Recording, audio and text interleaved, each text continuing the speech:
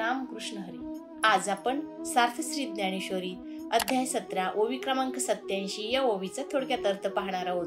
ओवी अशी आहे. तयांची आचरती पाऊले, पाऊनी सात्विक श्रद्धा चाले, तो तेची फळ ठेविले ऐसे लाहे.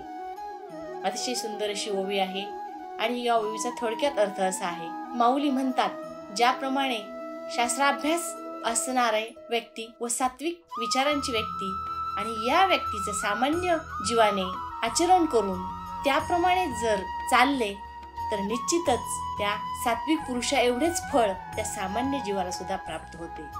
ज्याप्रमाणे एखाद्याने खूप कष्टाने दिवा लावला असता आणि त्या दिव्यावर पुन्हा दुसऱ्या एखाद्याने आपला दिवा लावला तर कष्टाने लावलेला दिवा आणि दुसऱ्या व्यक्तीने त्याच्यावर सहजच लावलेला दिवा हे दोन्ही दिवे सारखाच प्रकाश देतात. किंवा एखाद्याने तळे बांधले असता दुष्काळाच्या परिस्थितीमध्ये फक्त तळे बांधणारालाच त्या तळ्या पाण्याचा उपयोग होत नाही तर बाकीचे ज्यांनी कष्ट केलेले नाहीत अशांना सुद्धा त्या पाणवठ्याचा तेवढाच उपयोग होतो. किंवा स्वयंपाक करणाऱ्या व्यक्तीचीच भूक त्या स्वयंपाकाने भागली जात नाही तर इतरही व्यक्तींची भूक तेवढीच त्या स्वयंपाकामधून भागली जाते.